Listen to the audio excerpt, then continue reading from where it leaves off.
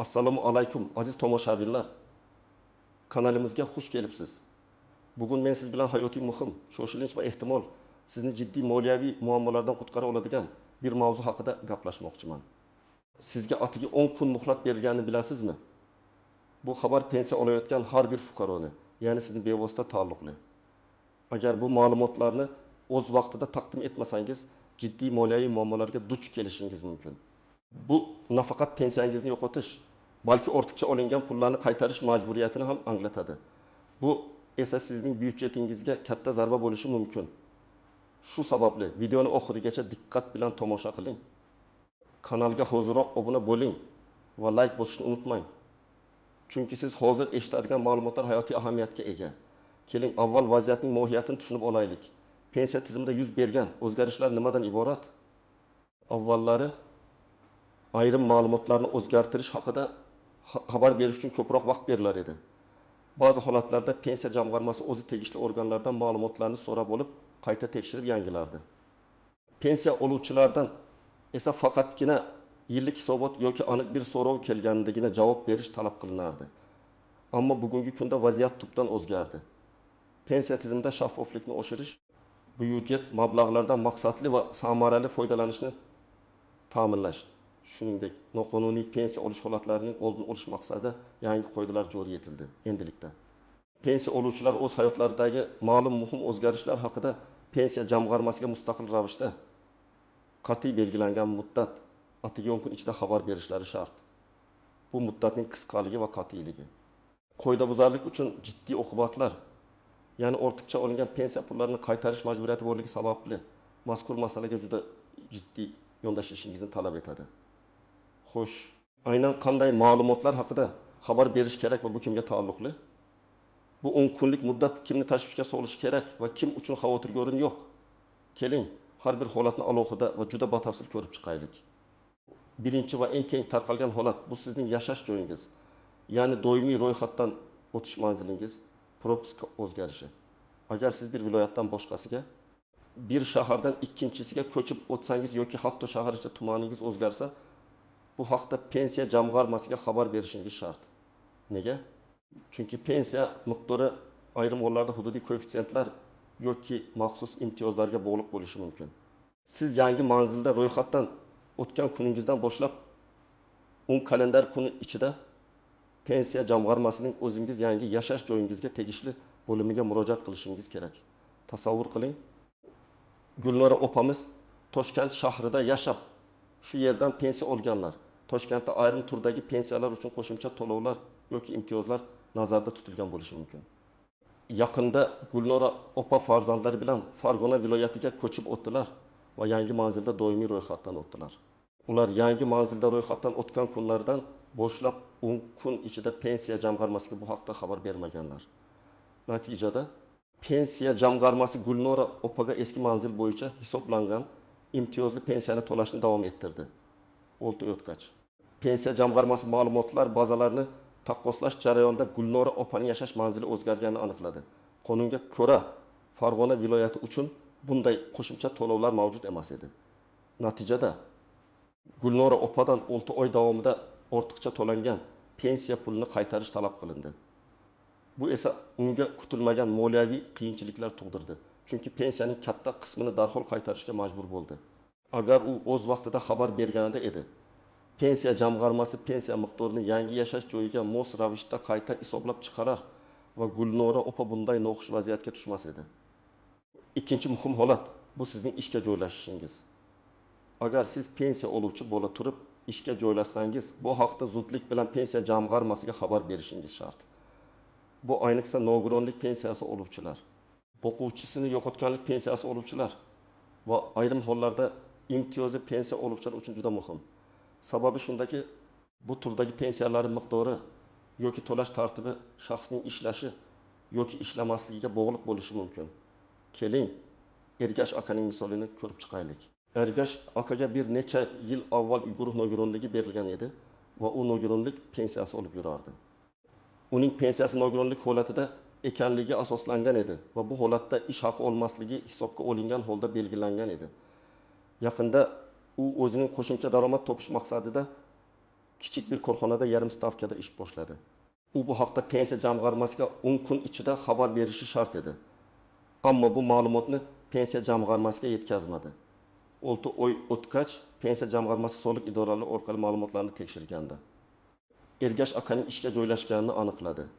Qonunga ko'ra, ishlayotgan nogironlik pensiyasi oluvchilarga pensiya to'lashning o'ziga xos qoidalari bor. Ba'zi hollarda pensiya miqdori kamayish yoki hatto to'xtatilishi mumkin. Ayniqsa, agar daromadi ma'lum bir chegaradan oshib ketsa. Natijada Ergash akadan 6 oy davomida ortiqcha olingan pensiya miqdori, ya'ni qonunan unga to'lanmasligi kerak bo'lgan summa undirildi. Bu esa uning oilaviy byudjetiga katta zarba bo'ldi va uning uchun kutilmagan moliyaviy muammo tug'dirdi. Bu holat uning kelgusi pensiya to'lovlaridan ushlab qolish orqali hal qilindi. Bu esa uning oylik daromadini sezilarli darajada kamaytirdi. Uchinchi muhim o'zgarish bu sizning oilaviy ahvolingizdagi o'zgarishlar, ayniqsa boquvchisini yo'qotganlik pensiyasini oluvchilar uchun. Agar siz boquvchisini yo'qotganlik pensiyasini oluvchi bo'lsangiz va qayta turmush qursangiz, bu haqda zudlik bilan pensiya jamg'armasiga xabar berishingiz shart. Nikoh qayd etilgan kundan boshlab 10 kun ichida. Bu turdagi pensiyaning mohiyati shundaki, u boquvchisiz qolgan shaxslarni moddiy qo'llab-quvvatlashga qaratilgan bo'ladi. Agar siz yangi oila qursangiz, bu pensiya olish uchun asos bo'lgan vaziyat o'zgargan hisoblanadi. Maftuna singlimizning holatini ko'rib chiqaylik. U turmush o'rtog'i vafotidan so'ng 2 nafar farzandi bilan qoldi va boquvchisini yo'qotganlik pensiyasini olardi. 1 yil o'tib, u yana turmushga chiqdi. Yangi nikohni rasmiylashtirganidan keyin 10 kun ichida pensiya jamg'armasiga bu haqda xabar berish shart edi. Chunki yangi turmush qurish boquvchisini yo'qotganlik pensiyasi to'xtatilishiga sabab bo'ladi. U vaqtda unutdi yoki shunchaki bilmadi. Chunki bu uning uchun yangi va murakkab hayotiy vaziyat edi. 3 oy o'tgach, pensiya jamg'armasi fuqarolik holati davlatnomalarni qayd etish organlari ma'lumotlari orqali yoki mahalliy fuqarolar yig'inlari MXL orqali ma'lumotlarni tekshirganda Maftuna singlimizning yangi nikohi aniqlandi. Natijada u 3 oy davomida noqonuniy olingan pensiya pulini qaytarishga majbur bo'ldi. Bu esa uning uchun o'ziga xos to'siqni yuzaga keltirdi, chunki yangi turmush qurgan bo'lsa-da, tezda bunday pulni qaytarish unga moliyaviy bosim o'tkazdi. 4-holat nogironlik maqomining o'zgarishi yoki bekor qilinishi.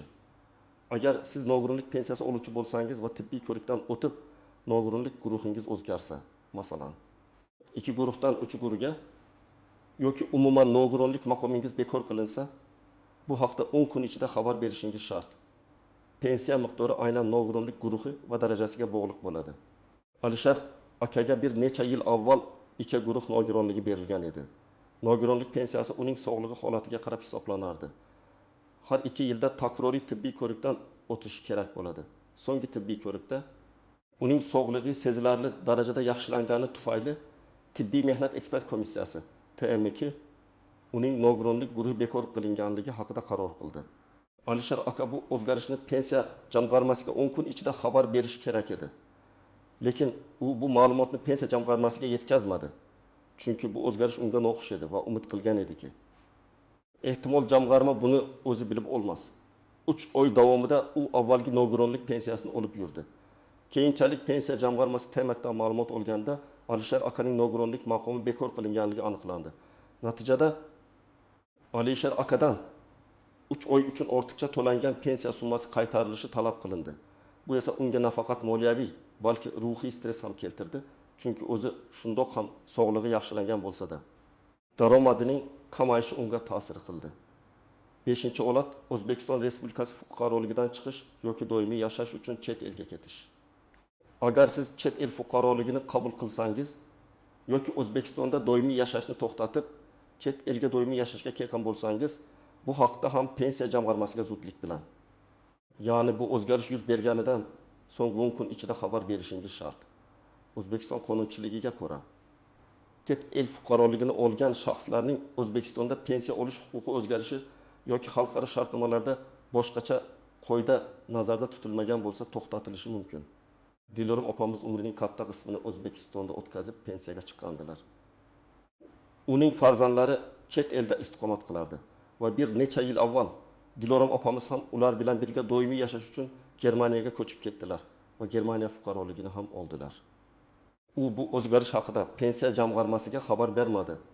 Chunki bu qoidadan bexabar edi yoki buni unchalik muhim deb hisoblamadi.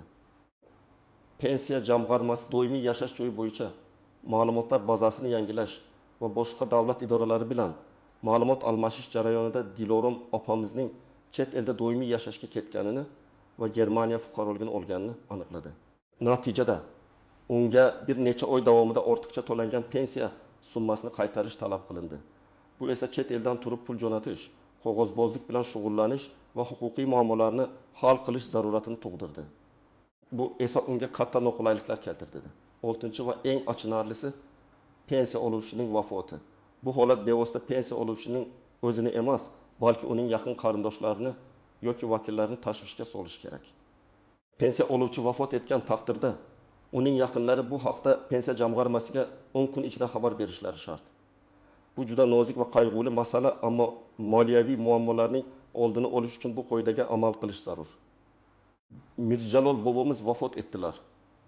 Uning farzandlari qayg'u ichida bo'lganlari uchun yoki shunchaki pensiya jamg'armasiga xabar berish kerakligini bilmaganliklari uchun bu haqda 10 kun ichida ma'lumot berishmadi. Pensiya jamg'armasi Mirjalol bobomizning nomiga bir oylik pensiyani chiqarishda davom etdi va bu pul uning bank kartasiga o'tkazildi.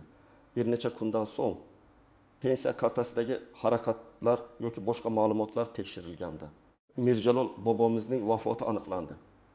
Keyinchalik bu ortiqcha to'langan pensiya summasi marhumning merosxo'rlaridan undirilishi zaruriyati tug'ildi. Chunki pensiya shaxsiy to'lov bo'lib, uning vafotidan so'ng to'xtatiladi. Bu esa oila uchun qo'shimcha stress va qog'ozbozlikni keltirib chiqardi. Marhumning pullari bo'yicha tortishuvlarga ham sabab bo'lishi mumkin edi. Kimlar xavotirlanishi kerak? Yuqorida sanab o'tilgan vaziyatlarga tushgan yoki tushishi mumkin bo'lgan har bir pensiya oluvchi shaxs va ularning yaqinlari. Kimlar xavotirlanishi shart emas. Agar sizning pensiyangiz bilan bog'liq hech qanday o'zgarish yuz bermagan bo'lsa, sizning doimiy yashash joyingiz, ish joyingiz, oilaviy ahvolingiz yoki nogironlik maqomingiz o'zgarmagan bo'lsa, siz uchun hozircha xavotirga o'rin yo'q. Biroq har qanday pensiya oluvchi, hatto vaziyati barqaror bo'lsa ham, bu qoidalardan xabardor bo'lishi va ehtiyot choralari haqida bilishi muhim. Endi esa bu qoidalarning ba'zi bir istisnolari, tuzoqlar va unchalik aniq bo'lmagan jihatlar haqida gaplashaylik. Birinchidan, ba'zi odamlar ma'lumotlar pensiya jamg'armasiga avtomatik tarzda yetib boradi deb o'ylashlari mumkin. Aytaylik, siz pasport stoliga murojaat qilib yangi manzilga ro'yxatdan o'tganingizda ma'lumotingiz pensiya jamg'armasiga ham avtomatik ravishda boradi deb taxmin qilasiz. Davlat organlari o'rtasida ma'lumot almashinuvi tizimi mavjud, ammo bu tizimda uzilishlar, kechikishlar, texnik nosozliklar bo'lishi mumkin.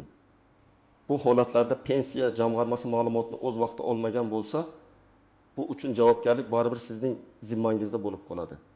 Shuning uchun xavf-xatarlarni kamaytirish uchun o'zingizning shaxsan murojaat qilishingiz yoki hech bo'lmaganda ma'lumotlarning yetib borganligini tasdiqlashingiz kerak. Bilmasdim, bahonasi afsuski qonun oldida o'tmaydi. Qonunga ko'ra har bir fuqaro amaldagi qonun hujjatlaridan xabardor bo'lishi shart. Ikkinchidan, ortiqcha to'langan pulni undirish mexanizmi. Agar siz o'z vaqtida xabar bermaganingiz sababli ortiqcha pensiya puli olgan bo'lsangiz, pensiya jamg'armasi bu summani qanday undiradi? Birinchi navbatda bu summa sizning kelgusi pensiya to'lovlaridan ma'lum bir foizda bosqichma-bosqich ushlab qolinishi mumkin. Bu sizning oylik daromadingizni sezilarli darajada kamaytiradi.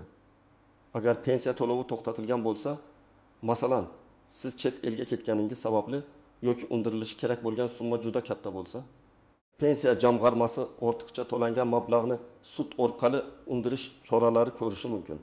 Bu esa qo'shimcha sud xarajatlari, davlat boji to'lash va siz uchun ruhiy bosimni keltirib chiqaradi. Bunday sud jarayonlari oylargacha cho'zilishi mumkin. Uchinchidan, 10 kunlik muddat qanday hisoblanadi? Bu muddat o'zgarish yuz bergan kundan boshlab hisoblanadi. Sizning bu o'zgarish haqida xabar berish kerakligini anglagan kuningizdan emas. Masalan, nikoh guvohnomasi berilgan kun, yangi manzilda ro'yxatdan o'tgan kun, ishga kirish buyrug'i chiqarilgan kun va hokazo. Bu nuqta juda muhim. Chunki ko'pchilik odamlar bu muddatni noto'g'ri tushunishadi. Agar siz o'zgarish haqida bilib turib, unga ahamiyat bermagan bo'lsangiz, bu ham sizning mas'uliyatsizligingiz deb hisoblanadi. 4-dan, favqulodda vaziyatlar. Favqulodda vaziyatlar, masalan, og'ir kasallik tufayli shifoxonada yotgan bo'lsangiz, komada bo'lsangiz yoki chet elda safarda bo'lib, o'z vaqtida xabar bera olmasangiz nima bo'ladi? Bunday holatlarda vakolatli shaxs, ya'ni notarial tasdiqlangan ishonchnoma asosida harakat qiladigan ishonchli vakil orqali harakat qilish mumkin. Lekin buning uchun avvaldan ishonchnoma rasmiylashtirilgan bo'lishi yoki yaqin qarindoshlarning sizning nomingizdan harakat qilishiga ruxsat beruvchi hujjatlar bo'lishi kerak. Bu ham o'ziga yarasha murakkablik tug'diradi. Shuning uchun imkoni boricha yaqinlaringizni ham bu qoidalardan xabardor qiling va ular sizga yordam bera olishlari uchun sharoit yarating. Oxirgi muhim jihat bu turli pensiya turlari uchun o'ziga xos qoidalar. Masalan, harbiy pensiyalar, ichki ishlar organlari xodimlariga beriladigan pensiyalar yoki maxsus imtiyozli pensiyalar uchun qo'shimcha yoki o'ziga xos hisobot berish talablari mavjud bo'lishi mumkin. Har doim o'zingiz oladigan pensiya turining xususiyatlarini aniqlashtirib olishingizni tavsiya qilaman. Xo'sh, bu holatda siz nima qilishingiz kerak? Qanday amaliy qadamlarni tashlashingiz lozim? Keling, aniq ko'rsatmalar beraman. Birinchi qadam ma'lumot to'plash. Pensiyangizga ta'sir qiluvchi biror o'zgarish yuz berganini aniqlaganingiz zahoti shu o'zgarishni tasdiqlovchi barcha hujjatlarni to'plang. Misol uchun, yangi pasport, yangi propiska bilan. Nikoh guvohnomasi. Agar yangi turmush qurgan bo'lsangiz, ishga joylashish to'g'risidagi buyruqning nusxasi yoki mehnat shartnomasi. Agar ishga joylashgan bo'lsangiz, nogironlikni tasdiqlovchi hujjatning bekor qilinganligi haqidagi ma'lumotnoma yoki yangi nogironlik guruhi belgilanganligi haqidagi ma'lumotnoma, tamayekdan o'lim haqidagi guvohnoma agar marhumning qarindoshi bo'lsangiz, fuqarolikni o'zgartirish yoki chet elga doimiy yashashga ketishni tasdiqlovchi hujjatlar.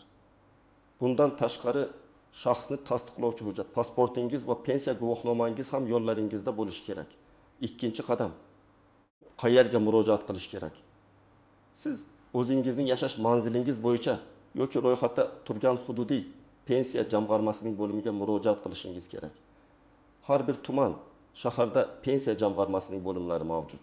Ushbu bo'limlarning manzillarini internet orqali yoki mahalliy davlat xizmatlari markazlaridan aniqlashingiz mumkin. Ba'zi ma'lumotlarni davlat xizmatlari markazlari orqali ham taqdim etish mumkin. Lekin eng ishonchli yo'l bevosita pensiya jamg'armasi bo'limining o'ziga borish. Ba'zi joylarda elektron murojaat qilish imkoniyatlari ham joriy etilmoqda, ammo bu hali to'liq ishlamagan bo'lishi mumkin. Shuning uchun shaxsan borishni tavsiya qilaman. Uchinchi qadam, qanday murojaat qilish kerak? Siz yozma ariza bilan murojaat qilishingiz kerak. Ariza shakli ko'pincha pensiya jamg'armasining o'zida tayyor shablon shaklida mavjud bo'ladi. Sizga faqatgina ma'lumotlaringizni kiritib imzolash kifoya. Arizada quyidagilar aniq ko'rsatilishi lozim. Pensiya jamg'armasi bo'limi nomi va rahbari, sizning FIShingiz, pasport ma'lumotlaringiz, yashash manzilingiz va aloqa telefon raqamingiz, sizning pensiya guvohnomangiz raqami, yuz bergan o'zgarishning aniq mazmuni, masalan, men sanada manzildan manzilga ko'chib o'tdim yoki men sanadan boshlab korxonada ish boshladim. O'zgarishni tasdiqlovchi hujjatlarning ro'yxati va ularning nusxalari ilova qilinganligi haqidagi ma'lumot, ariza yozilgan sana va sizning shaxsiy imzongiz. To'rtinchi va eng muhim maslahat, har doim dalil qoldiring. Siz kiritgan arizaning ikkinchi nusxasini unga qabul qilinganligi haqidagi shtamp va sanani qo'ydirib olishni hech qachon unutmang. Bu sizning qo'lingizdagi eng muhim dalil bo'ladi. Agar kelajakda pensiya jamg'armasidan sizga nisbatan o'z vaqtida xabar bermagan degan da'vo kelsa, siz ushbu hujjat bilan o'zingizni himoya qila olasiz. Bu shtamp va sana sizning 10 kunlik muddatga rioya qilganingizni tasdiqlaydi. Agar ariza elektron pochta orqali yuborilsa, yuborilgan xatning nusxasini va javob xatni saqlab qoling. Agar davlat xizmatlari markazlari orqali topshirsangiz, hujjat qabul qilinganligi haqidagi kvitansiyani oling. Xulosa qilib aytganda, aziz tomoshabinlar, pensiyangiz bilan bog'liq har qanday o'zgarish haqida pensiya jamg'armasiga 10 kun ichida xabar berish juda muhimdir. Bu sizni kelgusida yuzaga kelishi mumkin bo'lgan moliyaviy va huquqiy muammolardan himoya qiladi.